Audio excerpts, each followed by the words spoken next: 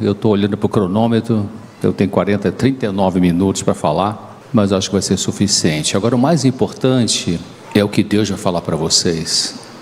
Talvez Deus já falou alguma coisa para você hoje, que é o mais importante que você precisa. Preste atenção nisso. Cada dia o Senhor manda uma mensagem para a gente, usando o canal que Ele quiser. Qualquer coisa que Ele quiser. Ele pode usar um bêbado, pode usar, sei lá, qualquer instrumento que Ele sabe que naquele dia vai entrar na sua mente. Então deixa a mente aberta, queridos. O que é mente fechada? Mente fechada é você achar que a verdade de Deus só vem pela lição da escola sabatina, por exemplo, ou pelo pregador A, B, C ou D. Ei, alô, o que Deus quer falar para você vem do canal que Ele sabe que você está aberto para perceber hoje. Então, mente aberta é você dizer: Senhor, estou pronto para ouvir o que o Senhor tem para me dizer, da maneira que o Senhor quer me dizer, não da maneira que eu acho que Ele tem que dizer. Muitas vezes a gente apresenta para Deus: Senhor, abençoe nossos planos, nossa agenda, nosso projeto, em nome de Jesus, amém. Ei, alô, você faz o projeto, você faz o plano e pergunta: Senhor, é isso que o Senhor quer? Não peça para Ele abençoar o que você quer, peça para Ele iluminar você e ver se isso que você pensou, e temos que planejar realmente, é o que Ele quer. Às vezes Ele vai dizer sim, às vezes Ele vai dizer não é isso. Bom, psicodinâmica é o que acontece no seu mundo mental, consciente e inconsciente, que determina o seu comportamento. Por que você quer dizer uma palavra e sai outra? Por que você quer ter um sentimento e não consegue ter? Por que você às vezes tem uma angústia e não sabe de onde vem? Por que você tem uma tristeza que vai, de onde vem isso? Por que você tem competição no seu casamento?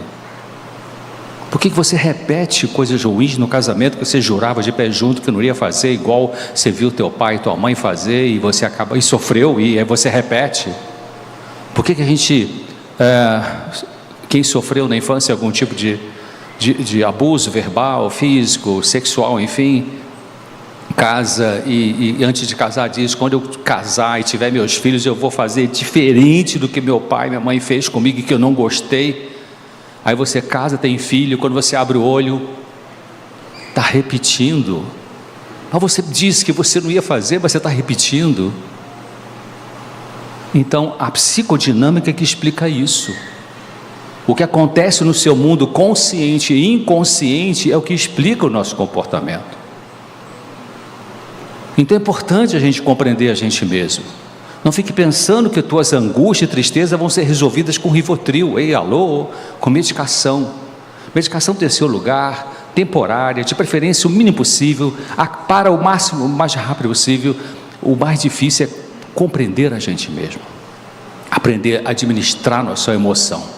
É fácil sair da consulta com uma receita, vai na farmácia, compra o remédio, chega em casa, pega um copinho d'água, comprimido, bota na boca, toma, ai pronto, minha vida vai ser ótima daqui para frente. Não vai ser, se você não aprender a lidar com as suas emoções, que é o caminho mais difícil, mas é o caminho mais eficaz.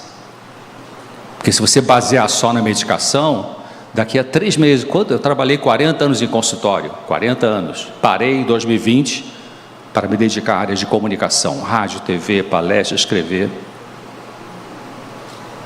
Dinheiro, foi lá para baixo, mas estou feliz, é o chamado que Deus fez. Mais importante não é o dinheiro, é o chamado de Deus. Que às vezes envolve dinheiro, às vezes não.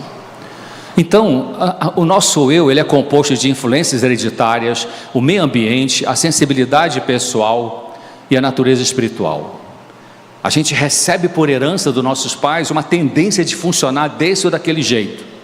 Se você teve uma mãe autoritária, você pode se tornar uma pessoa autoritária. Se você teve um pai muito passivo, você pode ter ficado meio passiva, não sabe se defender, não sabe se proteger. Mas a genética, o que a gente se torna no comportamento tem a ver com genética, mas a genética não é uma condenação. A genética é uma propensão. Você é mais propenso a funcionar dessa ou daquela forma em função do que você recebeu de herança genética do pai e da mãe. Graças a Deus a genética não é condenação, senão todo filho de alcoólatra teria que ser alcoólatra. Enquanto que a realidade é que um filho de alcoólatra ou filha tem uma tendência maior para o alcoolismo, mas não quer dizer que vai ser.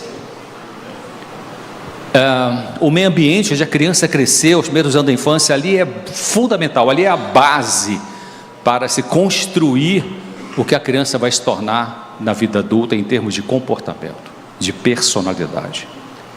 A sensibilidade pessoal também é importante, porque eu tenho 2 filhos e tenho 5 netos. Tenho um casal de filhos, Pablo e Thaís.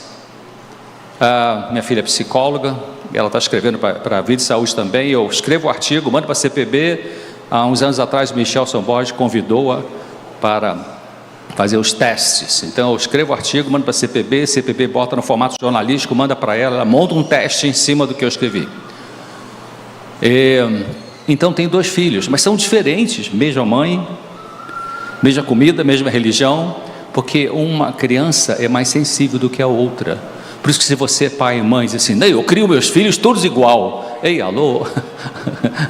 Ellen White é clara em relação a isso. Ela fala assim, tem crianças que têm necessidades maiores de atenção do que outras crianças. Umas crianças são mais resilientes, umas crianças são mais resistentes, outras são mais frágeis, por natureza. Então temos que perceber isso e atender de forma diferente a uma e a outra. Então a sensibilidade pessoal, aconteceu um trauma na família, divórcio, morte de um ente querido, uma criança vai reagir de um jeito e a outra de outro jeito, porque são diferentes. E a natureza espiritual, queridos, a guerra entre o bem e o mal está em tudo. A roupa que você colocou hoje tem a ver com a guerra entre o bem e o mal. A comida que você vai comer do almoço tem a ver com a guerra entre o bem e o mal. O que você vai fazer aqui na frente tem a ver com a guerra entre o bem e o mal. Então, é assim que a gente se torna. Então existe na nossa mente uma parte inconsciente, ali é um iceberg, uma pedra de gelo, que você olha assim, você está no barco ou na praia, você olha e você vê a parte branca de gelo em cima da superfície da água, mas às vezes tem uma parte muito grande para baixo que a gente não vê. O que a gente conhece da gente mesmo é muito pouco. Uma amiga minha falou uma frase assim, a verdade vai acabando com as minhas mentiras. Ou seja, a verdade vai mostrando as partes que eu não conheço de mim mesmo e que algumas vezes são muito feias. Foi lido aqui pelo nosso irmão que leu Ezequiel 36.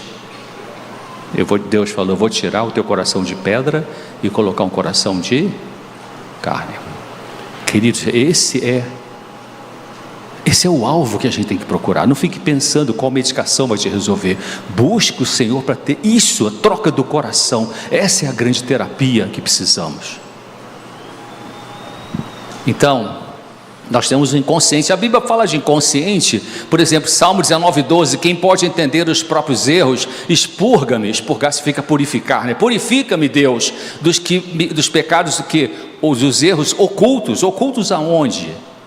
O que o salmista está dizendo aqui? Erros ocultos, são aqueles erros que a gente não percebe. Eu conheço gente autoritária que não reconhece que é autoritária. E se você for falar, você viu que você está falando de uma forma muito rude? Você é muito sensível. Essa pessoa não está pronta para a cura ainda. A gente não tem a cura quando a gente quer, a gente tem a cura quando a gente está pronto para a cura. Estar pronto, a prontidão, ser aprontado, é um processo. Muita gente vai a médico e psicólogo e não está pronto. Passa 6 meses em terapia, mas não está ajudando nada. O que eu faço, doutor César? Tomei essa medicação, estava tão bom no começo, mas agora, será que tem que aumentar? Quantas vezes recebi ligação de paciente que só queria fazer o tratamento baseado em medicação, não queria aprender a lidar com a sua emoção? Vou respeitar, eu tomo medicação é essa, tal dose, melhora, daqui a 3, 4 meses, não mudou nada no comportamento, não parou para pensar no porquê que sente isso, porquê que não sente aquilo, não fez reparações, não pediu perdão, Continua sendo duro com as pessoas, ou continua sendo muito fraca, não deixa todo mundo abusar, enfim, não aprendeu, não trabalhou com esse comportamento. Eu disse, César, o remédio estava tão bom, não está fazendo efeito, será que tem que aumentar a dose? Será que tem outro? Ei, alô? Vamos trabalhar com a parte emocional. A gente chama isso de psicoeducação. É a parte mais difícil, cara. Então, outro texto, Salmos 90, verso 8, diante de ti puseste as nossas iniquidades, iniquidade é maldades, né? Os nossos pecados ocultos à luz do teu rosto. Olha só, isso é um conceito científico de inconsciente, não foi Freud que desenvolveu isso. A filha de Freud, Ana Freud, escreveu um livro sobre essa defesa, sobre defesa do inconsciente, mas a Bíblia já falava disso. A pergunta certa não é quando que a Bíblia vai chegar no que a ciência diz, a pergunta certa é quando que a ciência vai chegar no que esse livro diz, a Bíblia diz. Não é um livro de ciência, mas tem toda a ciência aqui, astronomia, biologia, psicologia, arquitetura, engenharia, marketing. Meu filho trabalha para o marketing da Universidade Andrews. Ele falou, pai, outro dia fiz uma palestra para os funcionários do departamento e usei a Bíblia, mostrei como tem marketing aqui na Bíblia. Então, inconsciente. E Jeremias 17, 9, Deus fala ali, enganoso é o coração. Quando a Bíblia fala coração, não quer dizer o peito aqui. É a parte mais profunda da mente, que psiquiatra, psicólogo, neurologista, ninguém consegue, conselheiro, não consegue chegar nessa parte mais profunda da mente. A gente consegue lidar com alguns aspectos inconscientes, a gente aprende isso no treinamento, com o consciente, claro, a pessoa conversando, mas o coração, por isso que Jesus não fala assim para você, meu filho, minha filha, me dá a sua consciência. Ele fala assim, me dá o seu coração, porque o coração envolve a consciência, o consciente, o inconsciente, tudo que você não sabe, que você é, que você tem, está tudo aí. Então você diz, toma, Senhor, meu coração, essas coisas que eu não sei de mim mesmo, que ainda não me conheço, porque o Senhor é o grande terapeuta, queridos, Ele é o grande psiquiatra, é Ele que pode curar você. Eu não posso curar as pessoas.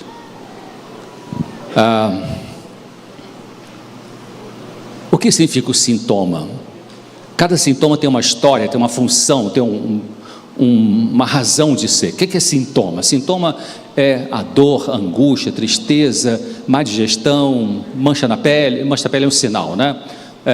Enfim, sintoma é aquilo que o paciente diz quando vai na consulta. Eu vim aqui porque eu estou sentindo isso. O sintoma. Mas todo sintoma tem uma história.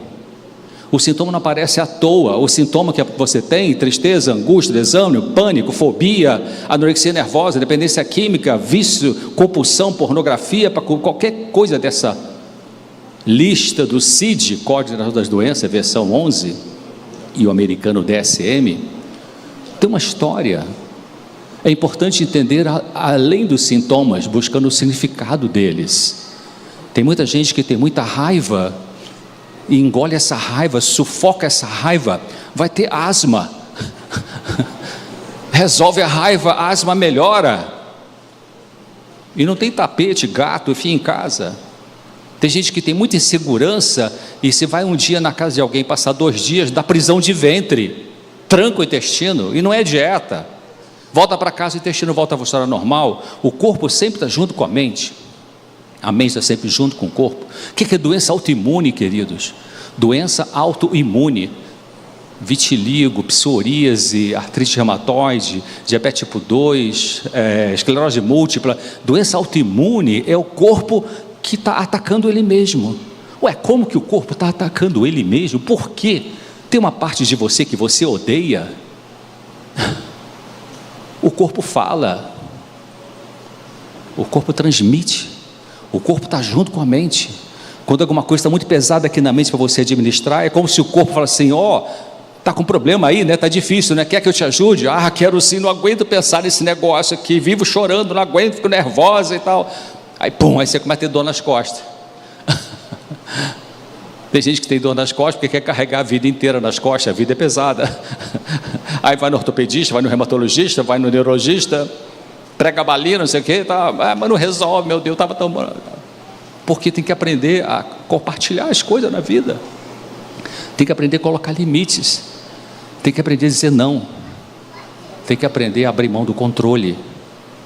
Aí alivia a dor. Então, pare para pensar, peça a luz a Deus sobre o que Ele acha que você precisa conhecer de si mesmo. Peça luz a Deus sobre o que Ele acha que você precisa conhecer de si mesmo. E preste atenção, porque quando você perguntar isso para o Senhor, pedir isso para o Senhor, Ele vai te mostrar. Só que, queridos, o processo de cura é difícil, não é fácil. Porque a gente tem que defrontar com algumas coisas nossas que são dolorosas. Quem sabe você viveu lá atrás na sua infância, uma infância complicada. Aí a sua mente, para não ficar pensando e sofrendo, botou 10 camadas de barro por cima, jogou por baixo do tapete da consciência, e você não pensa mais naquilo. 20 anos depois dos eventos que você viveu ruins na infância, você começa a ter sintoma.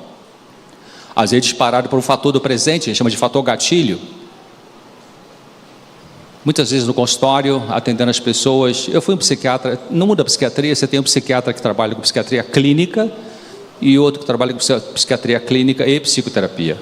Psiquiatria clínica é o psiquiatra que trabalha com medicação, ponto. Tá, excelente profissional, vai orientar na parte medicamentosa. Mas tem um psiquiatra, que é o meu caso, fiz formação nisso, estudei por fora, pós-graduação, aprendi a área de psicoterapia. Porque eu sempre acreditei que o que ajuda as pessoas abaixo do Senhor Jesus é entender a nossa mente, os sofrimentos, aprender a lidar com a emoção. Medicação número 2 ou número 3, mas o mundo colocou o número 1, as Big Pharmas vomitam essa ideia para você acreditar que o número 1 é a medicação, e não é. A palavra de Deus mostra isso, Ellen White mostra isso. Então, Dr. Scott Peck, um psiquiatra americano, olha que coisa que ele falou. Os sintomas e a doença não são a mesma coisa. A doença existe bem antes dos sintomas. São os sintomas, não a doença, o começo da cura. Olha que interessante, cara maluco é esse? Os sintomas são o começo da cura. O fato de serem desejáveis faz de todos eles mais um fenômeno da graça, um dom de Deus, uma mensagem do inconsciente para, se você quiser, iniciar o autoexame e o restabelecimento. O que ele está dizendo? Ellen White fala exatamente isso. Não sei se está aqui, deixa eu ver se está aqui o texto dela. Deixa eu voltar aqui. Ele está falando, por que ele está falando que o sintoma é o começo da cura? Uma definição de doença que Ellen White dá, está no Ciência do Bom Viver, que eu nunca aprendi em faculdade de medicina, a faculdade de medicina não ensina isso. Diz assim: a doença é o esforço da natureza para tentar se libertar das consequências da violação das leis da saúde.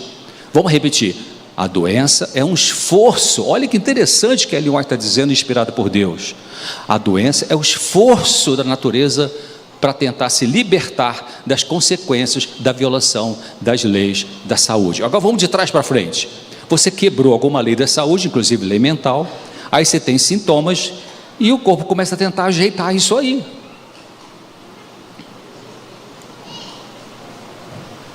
Ou seja, o sintoma é como você está dirigindo o seu carro, a luz vermelha do painel acendeu, é bom ou é ruim? A luz vermelha acesa é o sintoma, é bom ou é ruim? As duas coisas, né?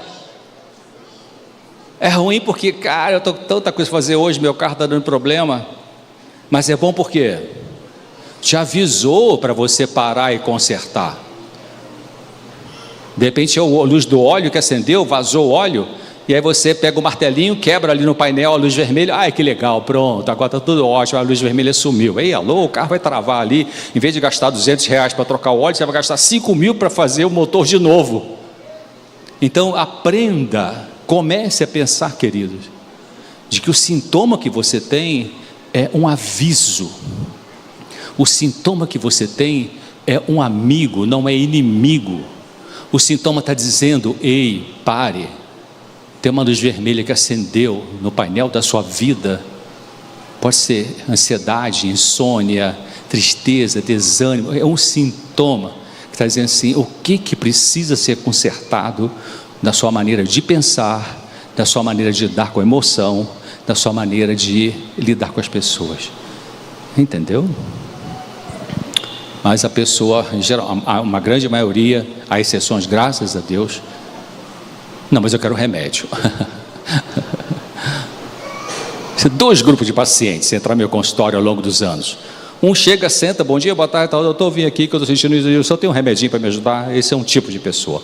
Ou tipo assim, doutor César, bom dia e tal, filho, mas olha, eu vim aqui porque eu estou sentindo isso, eu preferia não usar remédio, mas se tiver que usar, eu vou...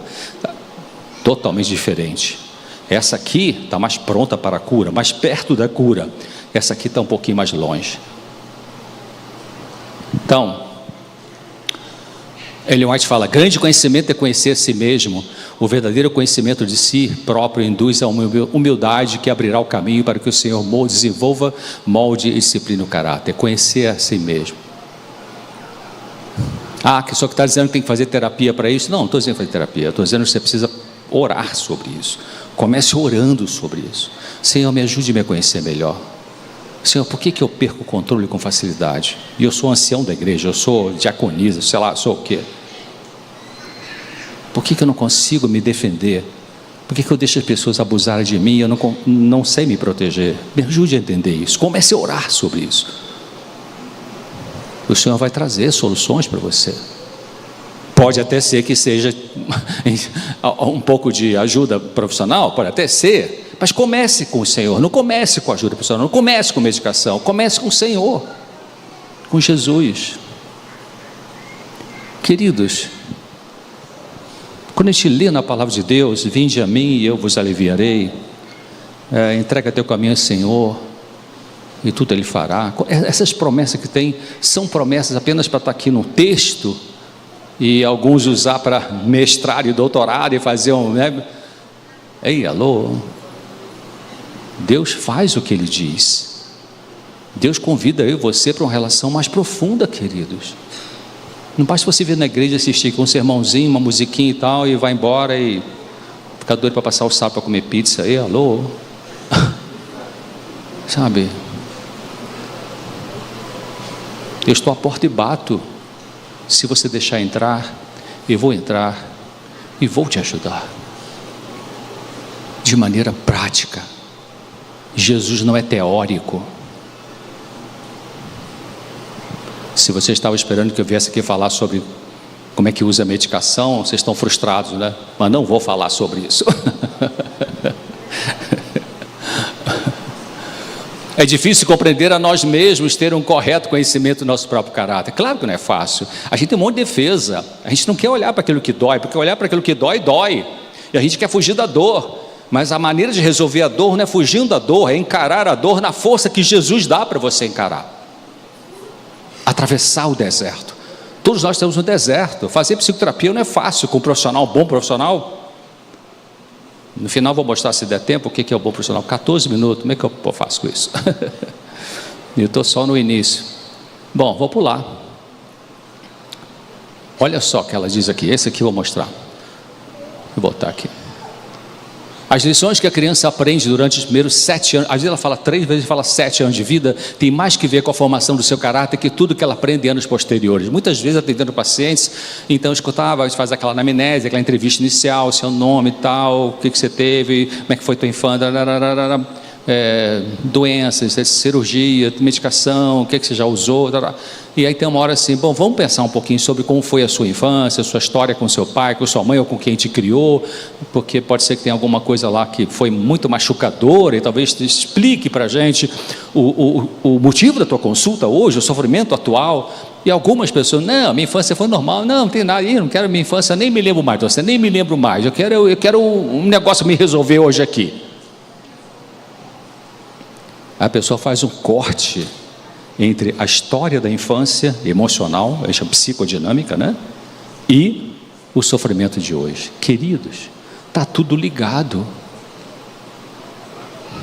Nós profissionais, quando lidamos com adulto com sofrimento emocional, nós estamos lidando com uma cicatriz que abriu de novo uma ferida e que está sangrando.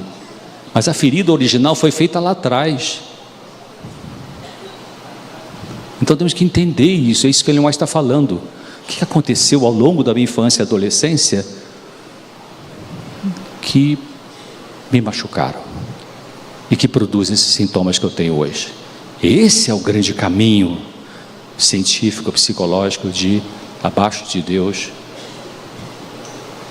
E talvez, para andar nesse caminho, depende dos sintomas que a pessoa tem, depende da gravidade dos sintomas, um pouquinho de medicação pode ajudar. Mas a meta é compreender a si mesmo. Doutora Lee Wayland, psiquiatra de Harvard, morreu anos atrás, troquei um e-mail com ela sobre a angústia humana. Ela fala assim: as cognições, que é os pensamentos, são como o motorista que guia a máquina, e os afetos, os sentimentos, são como o motor que movimenta o carro.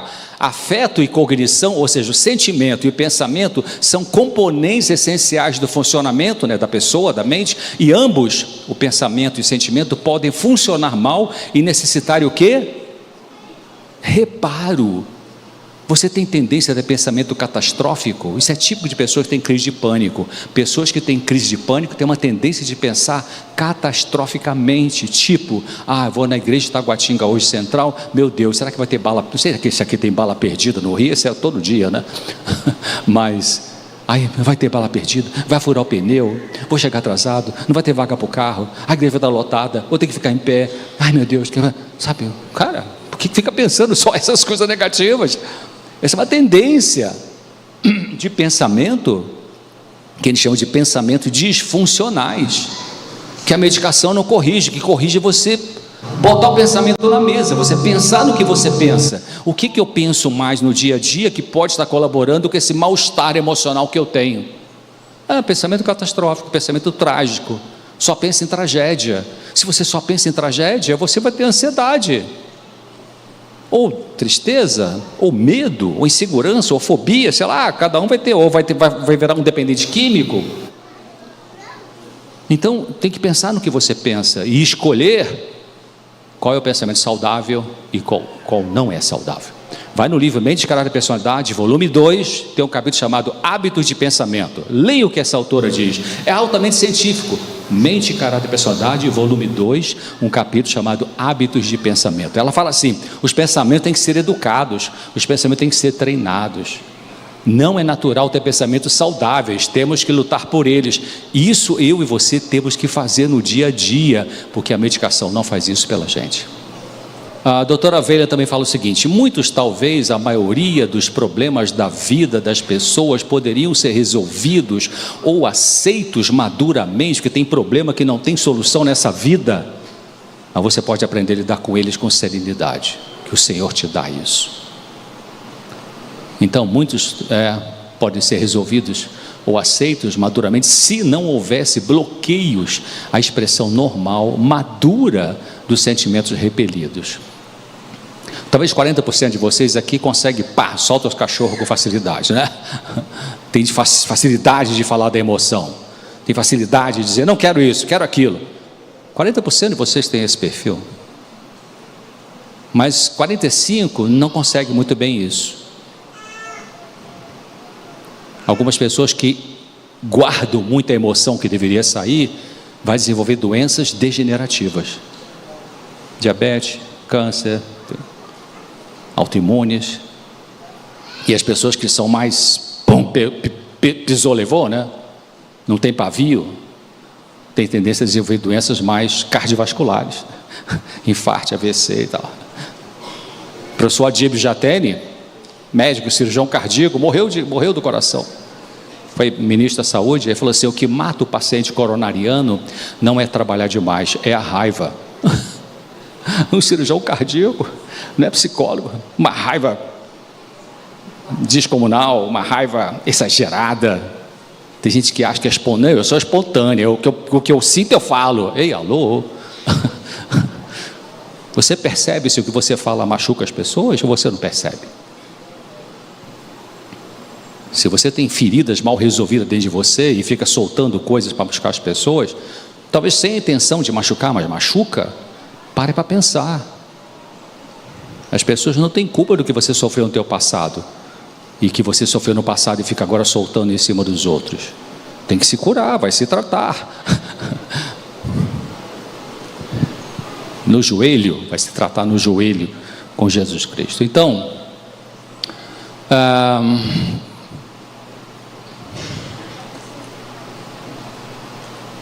faz parte da cura emocional duas coisas importantes. Expressar o sentimento e experimentar o sentimento. Qual a diferença? Expressar o sentimento você fala. Falar ajuda a curar. Se você tem facilidade para falar, então o teu desafio é aprender a ouvir. Pare de falar. Deixa teu marido falar. Deixa tua esposa falar. Coloquei a mulher na frente primeiro, porque estatisticamente é mais assim mesmo. Aprenda a escutar. Seja humilde, aprenda a escutar. Então expressar é você falar. Olha o exemplo do Senhor Jesus. Pai, por que me abandonaste? Quando ele estava naquele auge da angústia, que a gente não sabe o que é isso. Todos nós temos angústia, mas naquele nível, jamais um ser humano vai passar. Então, quando ele falou, Pai, por que me abandonaste? Ele não tinha perdido a fé em Deus Pai, né, pastor? Ele estava desabafando. Você vai no livro Desejar das Nações, no capítulo chamado Getsemane, Ellen White comenta, sabe aquela última cena ali no Getsemane, quando ele chamou os discípulos numa parte, fica aqui orando que eu vou ali orar também, orem por mim, não foi? Lembra dessa cena? Ellen White fala que a Bíblia fala, quando ele voltou e foi encontrar com o discípulo, o que ele estava fazendo? Dormindo. E você sabe que Lucas era médico. Lucas colocou um detalhe clínico aqui nessa cena. Ele falou assim, Lucas fala assim, eles estavam dormindo de tristeza. Tem gente que tem depressão e dorme muito, porque quer fugir de pensar naquilo que dói. Não estou dizendo que está certo ou está errado, mas é um sintoma clínico. Mas tem muita gente que tem depressão, tem insônia. Então, Ellen White fala nesse capítulo de Getsemane, que quando Jesus foi lá para encontrar com eles, ela fala assim, ele foi, quase que eu decorei, ele foi estar com eles, ou encontrar com eles, para ouvir algumas palavras reconfortantes.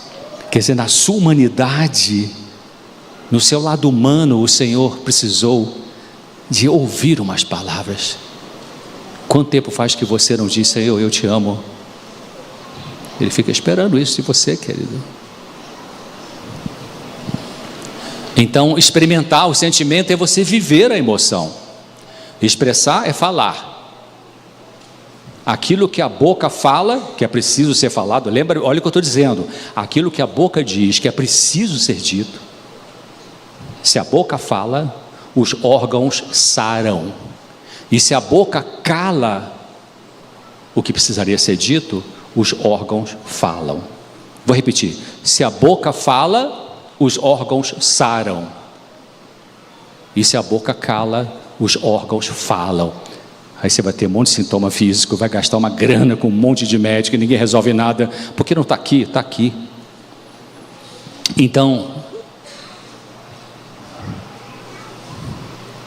Ezequiel 3,14, Ezequiel era homem de Deus ou não era? Sim, Ezequiel é o nome de Deus, tem um livro na Bíblia, Ezequiel 3,14, naquele dia Ezequiel fala assim, e eu estava muito triste, no ardor do meu espírito, uma angústia, mas a mão do Senhor era forte sobre mim. Olha que interessante. Alguns irmãozinhos da igreja às vezes falam assim, poxa, você está com depressão, isso é falta de Deus, você está com angústia, é falta de Deus, ei, alô, não fala essa besteira. Pode ser até que a pessoa esteja com falta de Deus também, mas Ezequiel, ele falou, eu estou com uma angústia desse dia, estava difícil, uma tristeza, mas a mão do Senhor era forte sobre mim. Olha que interessante. Muitas vezes o Senhor não traz a cura naquele momento, porque tem uma circunstância envolvida com aquilo ali, mas Ele traz a força para você lidar com a angústia, Ele traz a força para você não sucumbir na depressão com uma ideia suicida.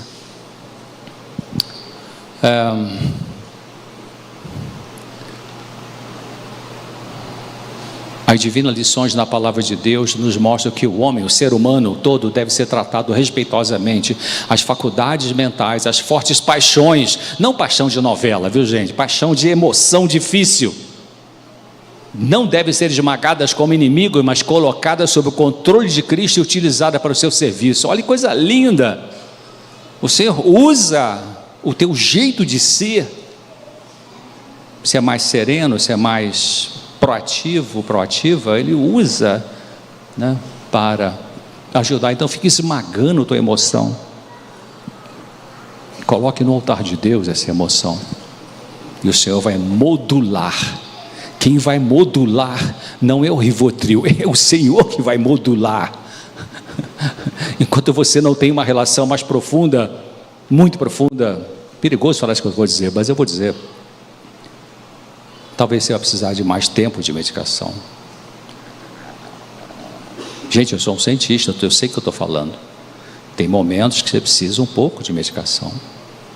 Travou a vida, não consegue sair de casa, uma fobia terrível, um toque grave, uma crise bipolar na fase eufórica. Alô, medicação, tudo certo. A palestra que eu tenho sobre depressão, o título que eu botei é assim: depressão, o que mais além de medicação? Então, olha só o que eu falei para você. Mente e Caráter, volume 2, Ellen White fala: está dentro das possibilidades de qualquer pessoa escolher os tópicos que ocuparão, os temas, né? O pensamento e moldarão o caráter. Os pensamentos precisam ser educados. Os pensamentos precisam ser o quê? Controlados.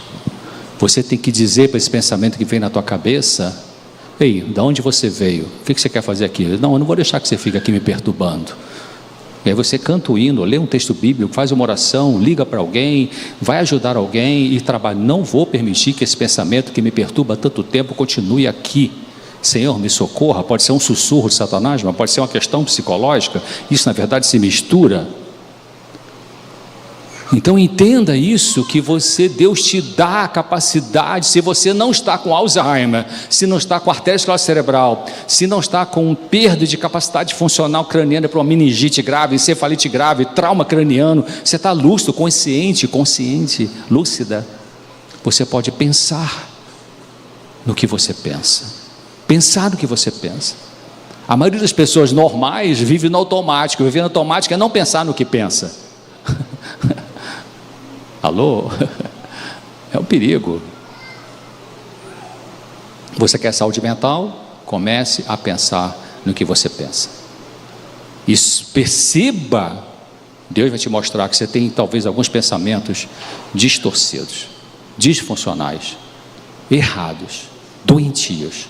Então esses pensamentos precisam ser eliminados. A medicação não faz isso.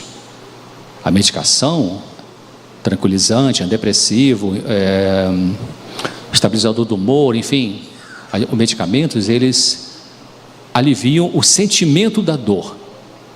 A medicação atua no sentimento, mas a medicação não atua no pensamento. É você que vai ter que pensar. Então, olha só, Dr. Patrick Carnes, esse é um livro de 444 páginas de português. Ele fala de que o sentimento de abandono é o centro do anseio aditivo, ou seja, no núcleo da pessoa que tem uma dependência sexual, dependência química, compulsão para alguma coisa, um vício, no núcleo do sofrimento dessa pessoa, são sentimentos de abandono. Toda compulsão, seja para comida, para sexo, para compra, para pornografia, para ganhar dinheiro, toda compulsão, para jogo, toda compulsão é uma busca de aliviar sentimentos de dor. Compulsão para se automutilar. Automutilação atinge mais as meninas do que os meninos. O que é isso? Quando a menina se corta, é como se ela estivesse dizendo assim, pensando: é melhor eu sentir a dor desse corte do que sentir a dor da alma, essa dor da minha vida emocional, que eu não sei ainda lidar com ela. Que vem da onde? Aí tem que trabalhar isso. Vem da onde? Claro, é a família, alguma coisa complexa ali da família, uma pessoa sensível e tal. Então,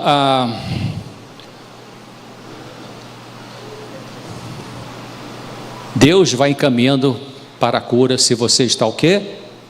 Pronto. Então coloca na sua oração, se você está indo a psicólogo, psiquiatra, usa medicação e tal, ou usa que o vizinho usou e tal, enfim.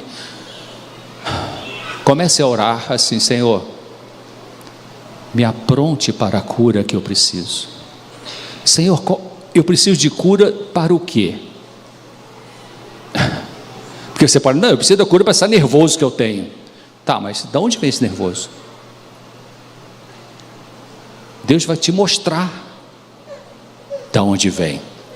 se você estiver pronto, pronta e disposta a aceitar o caminho do Senhor. Jesus falou assim para os discípulos uma vez: eu tenho muita coisa para dizer para vocês, mas vocês o quê? Não estão ainda prontos para ouvir. É um exemplo bíblico. Quantas vezes no consultório eu enxergava, colhendo a história da pessoa, eu enxergava a fonte de sofrimento, mas não adiantava eu dizer para essa pessoa ali, porque é bater e voltar. A pessoa não está pronta, então vou ter que trabalhar pelas beiradas, como diz, né? Pouquinho, pouquinho, pouquinho. É assim que o Senhor faz, né? A vereda do justo é como luz da aurora, mas você precisa ter pelo menos essa disposição de se humilhar diante do Senhor, dizer: Senhor, eu já procurei tanto profissional, psicólogo, mas continuo com esse sofrimento. O que eu preciso segundo a sua visão? Poxa, quando você falar isso, o Senhor fala assim: uau, finalmente você vem procurar uma ajuda com a pessoa certa e eu vou te ajudar. Às vezes esse tempo demora mais do que a gente gostaria. 2 casamentos, 3 cirurgias, 4 perdas de emprego, sei lá, para finalmente a ficha cai. Aí você joga a toalha para Deus. Aí o Senhor, que é paciente, é longânimo, Ele não é sarcástico, Ele não é irônico, Ele não vai dizer assim: você ficou procurando coisa lá por fora, vai lá e se vira. Ele diz assim: poxa, quanto tempo eu estava te esperando, vem cá, vou te ajudar. Grande é o Senhor e a sua misericórdia. Então, 9 minutos que eu tenho. João 16, 12, eu já falei, tem muita coisa para dizer, vocês não estão prontos ainda. O Espírito Santo guia em toda a verdade. Enviarei o Consolador e Ele vos guiará em toda a verdade. Queridos, Jesus não falou assim: e conhecereis a verdade o quê? Tá, aí vem a pergunta de trás para frente: qual verdade você precisa conhecer sobre sua história emocional, psicodinâmica, para você ser curado disso que te machuca? Conhecereis a verdade vos libertará. Para você ser livre do sofrimento, você precisa conhecer algumas verdades sobre você mesmo. Por que você é tão ranzinza? Por que você não perdoa as pessoas? Por que você... Conheço uma pessoa, 2 médicos, irmãos, estão sem falar há alguns anos. Conhecereis a verdade vos libertará. A cura ocorre não quando você quer, mas quando você pode. Sair do atendimento pior. Aí tá, isso é uma coisa interessante. Deixa eu... Dr. Rolomei fala sobre isso no livro dele, é realmente interessante. Você atendendo uma pessoa, ela chega no consultório, alguns psicólogos quando a gente atende, psiquiatra, a pessoa às vezes sai da consulta pior do que quando entrou. Como assim? Pagou o dinheiro, gastou um tempo, ou usou o plano de saúde, enfim. É porque quando você senta para conversar sobre a sua dor, pode começar a vir à consciência algumas lembranças que você não queria pensar nelas, e que quando vem, começa a doer, mas agora começa a doer para encontrar uma saída melhor para essa dor do que aquela que você usou no passado e que não funcionou. Então, em todo o processo de cura, tem dor. Não fuja dessa dor. Jesus disse na sua palavra: eu não vou permitir que venha uma dor sobre você maior do que você possa suportar. Não se pode, não se deve forçar ninguém a olhar o que não quer ver. Tem que pular o caso clínico ali que eu ia citar. As defesas psicológicas são comportamentos que protegem o indivíduo da dor ou do desprazer.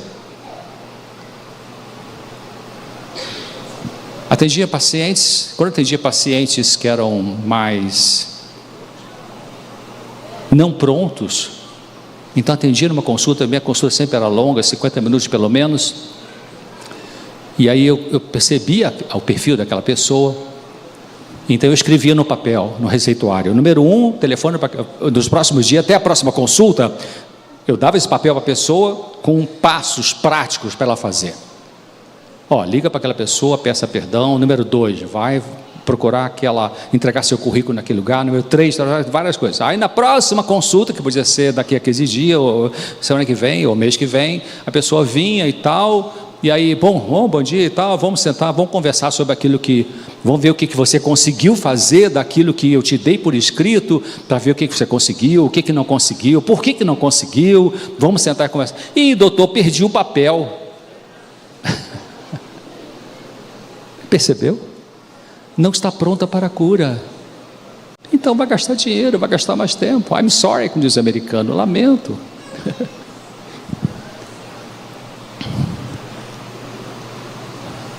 O processo de cura emocional envolve também aprender a ter as emoções sem deixar que as emoções nos tenham. É interessante que esse é o conceito que a doutora Whalen, psiquiatra de Harvard, coloca no livro dela, mas a Bíblia já falava sobre isso, Efésios 4:26, que diz: se vocês ficarem com raiva, não deixe que isso faça com que vocês pequem, ou a versão mais tradicional, irai-vos e não pequeis. Tem horas que cabe você sentir uma raiva. A raiva não é um pecado. O pecado é o que a raiva vai fazer com você, se for uma coisa destrambelhada. O cristão saudável, mentalmente falando, não é aquele que nunca tem tristeza, nunca tem angústia, nunca tem raiva, nunca tem medo, nunca tem esse sentimento. Não, o cristão saudável não é esse. O cristão saudável é quando tem tristeza, quando tem angústia, quando tem raiva, quando tem medo, não faz besteira. Confia no Senhor, espera no Senhor.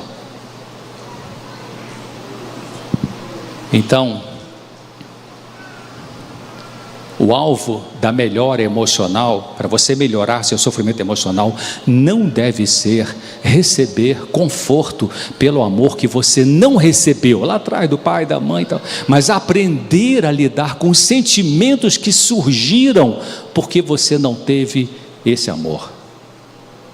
Do ponto de vista psicológico, esse é o mais importante que eu estou falando essa manhã para vocês. Queridos, o que a gente faz no dia a dia para tentar ter afeto das pessoas não está no gibi. Escapole do inconsciente. Escrevi um artigo recente, vai lá, drcesar.com, esqueci o título, falando sobre isso, uma página e meia. O pessoal já não quer ler, que é só eletrônico, mas tem que ler para expandir a mente. O eletrônico atrofia a mente se ficar só com o eletrônico. Sociedade Brasileira de Pediatria diz que não deve dar tela para criança até 2 anos de idade. Não é a Igreja Adventista que fala isso, a Igreja Adventista também fala isso. Mas a Sociedade Brasileira de Pediatria não dê tela para criança até 2 anos de idade, por causa do cérebro.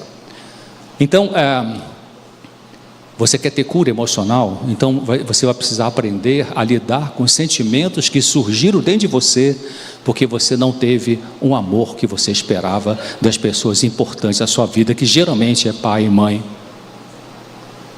Porque o que você faz na vida para tentar ter esse amor que você não teve? Você submete as pessoas? Ou você fica agressiva com as pessoas? Ou você se vicia em alguma coisa? O Senhor quer te libertar disso, para você aprender. Jovens, em algum momento você quer ter cura emocional, você precisa perdoar teus pais.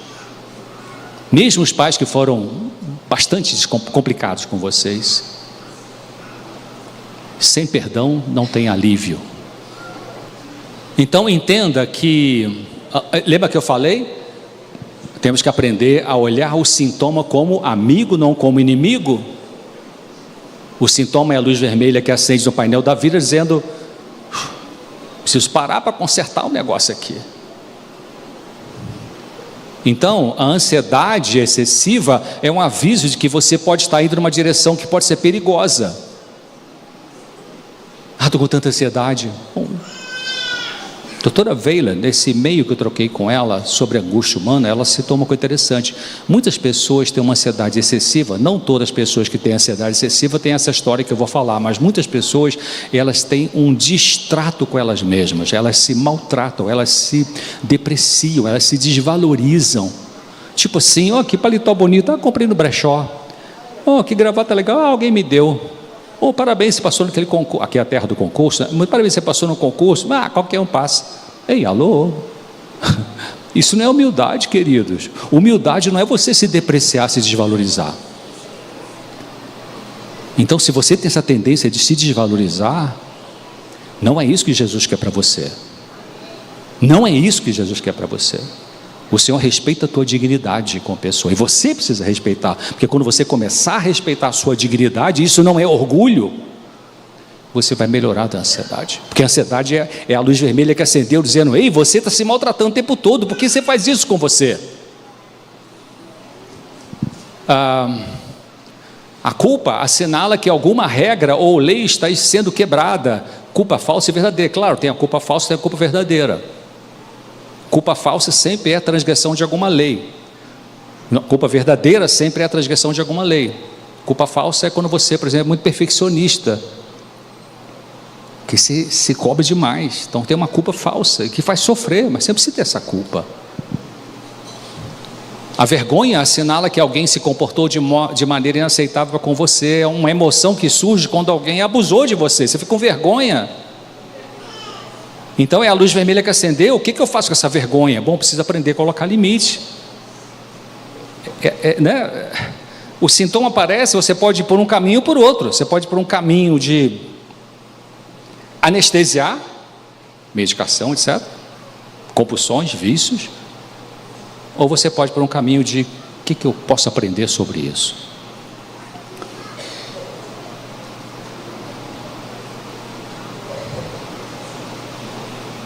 Esse no grupo Narcóticos Anônimos, trabalha com 12 passos. Tem uma frase muito interessante: nós amaremos você até que você possa aprender a amar você mesmo. Muito legal, né? Porque o dependente químico, ele se odeia no fundo do coração, porque está se matando. Quem se ama não se mata com droga. Embora da boca para fora: não, eu estou bem, está legal, só fim de semana, eu sei controlar. São as frases típicas de dependência química, né? Está 20 anos na droga, né? Eu sei me controlar. Tem muito orgulho também em alguns. Então nós amaremos você até que você possa aprender a amar você mesmo. É isso que o Senhor faz comigo, com você. Eu amo você até que você possa se render e deixar abrir a porta para eu entrar na tua vida e te ajudar.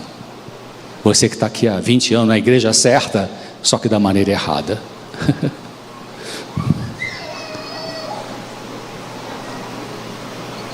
Esse é um texto também muito interessante, que diz: o nosso contrato com o paciente, quer dizer, o profissional com o paciente, o nosso contrato com o paciente deve ser: eu nunca vou lhe abandonar enquanto você precisar de mim, e eu nunca vou lhe pedir para fazer algo até que você esteja preparado. Em retorno, você vai se unir a mim em uma parceria para tornar-me obsoleto o mais rápido possível. Ou seja, o bom profissional, o bom psicólogo, o bom psiquiatra é aquele que tem essa mentalidade. Ou seja, como que eu posso ajudar essa pessoa de maneira que mais rapidamente ela não precisa mais de mim?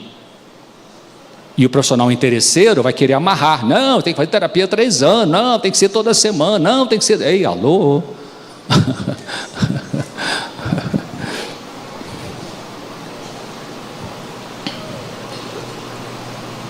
Doutora Marília Milan, num artigo chamado Considerações sobre a psicoterapia psicanalítica do paciente deprimido, na revista da Associação Brasileira de Psiquiatria, Associação Psiquiátrica da América Latina, a APAL, ela fala assim: não conheço nenhuma medicação que consiga suprimir cabalmente, quer dizer, acabar, né, com sentimentos de angústia inerentes ao existir humano.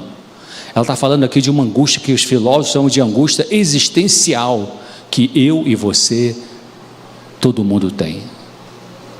Ellen White tinha, Lutero tinha, Pedro, André, Tiago, João. Angústia existencial. Angústia existencial é aquela que existe em nós por causa da entrada do pecado dentro da gente. E essa angústia se mistura com uma outra angústia psicológica, por traumas infantis, por problemas conjugais. Se mistura, não é fácil separar qual é qual. Por isso que eu digo: comece com o Senhor.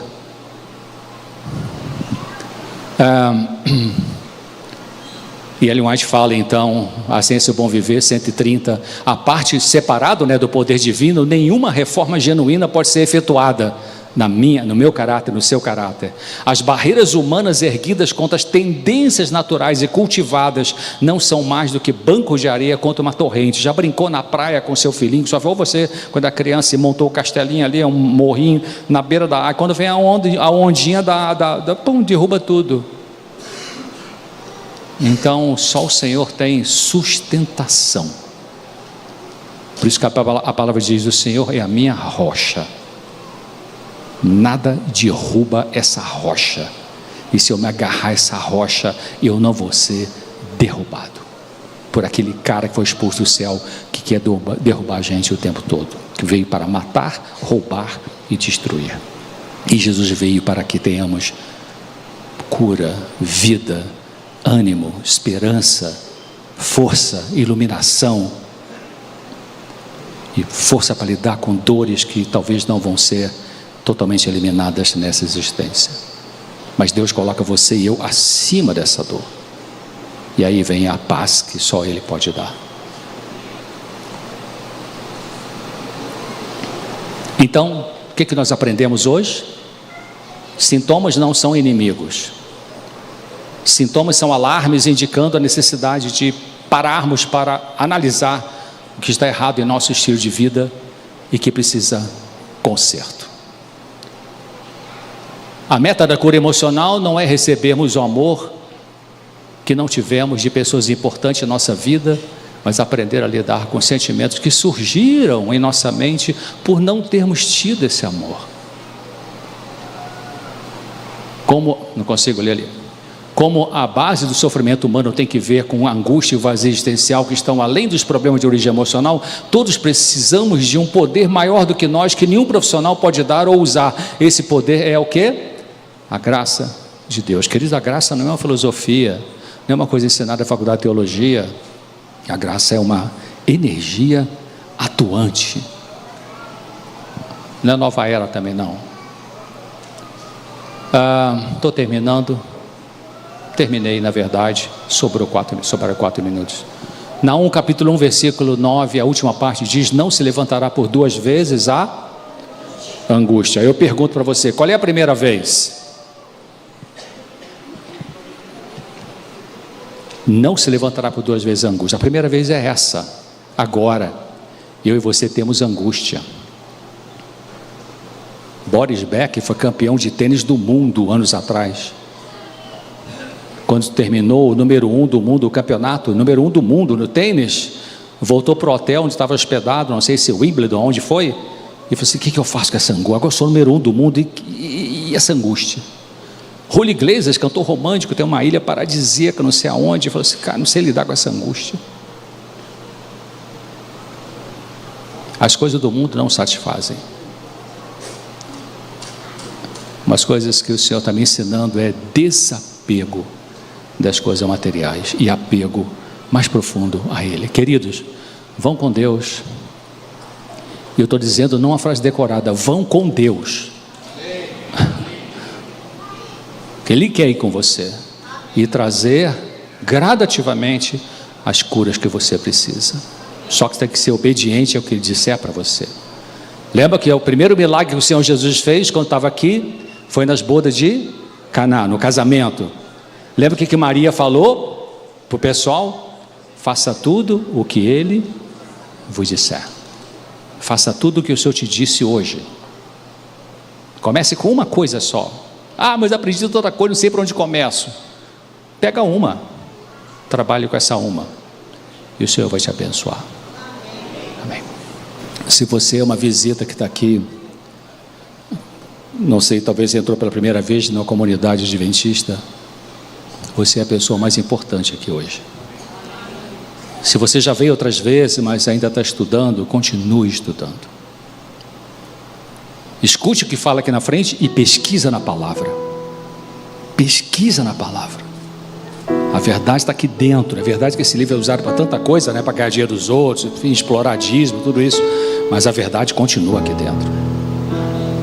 Pesquise. Antes de abrir esse livro, diga: Senhor, abre minha mente para entender o que eu vou ler. Com humildade.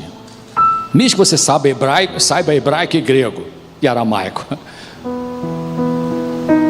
que são as línguas da Bíblia. Senhor, me ajude a entender. Você quer a cura que Deus tem hoje para você?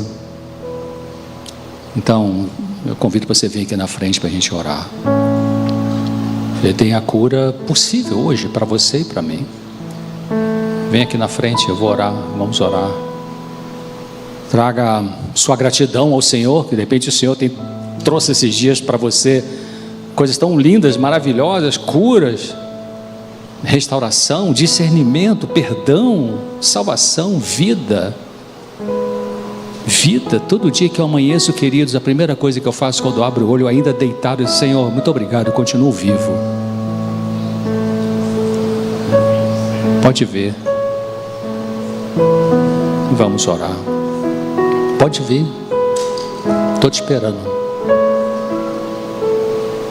O Senhor está te esperando.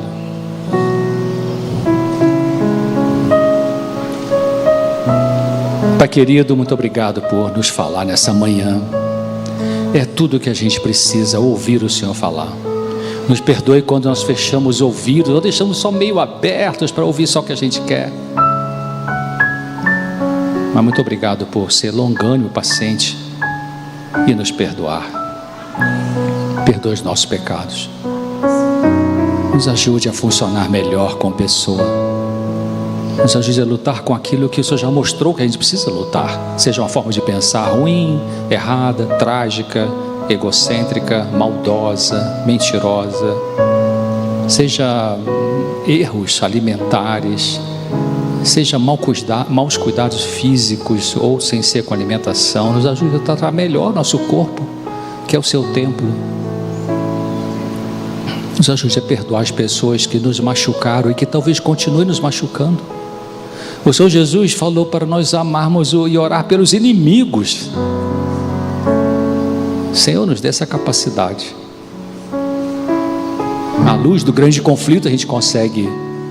Talvez fique menos difícil amar os inimigos, porque a gente vai perceber que as pessoas que praticam a iniquidade, a maldade, a corrupção, são pessoas dominadas por esse inimigo. Então precisamos orar por elas.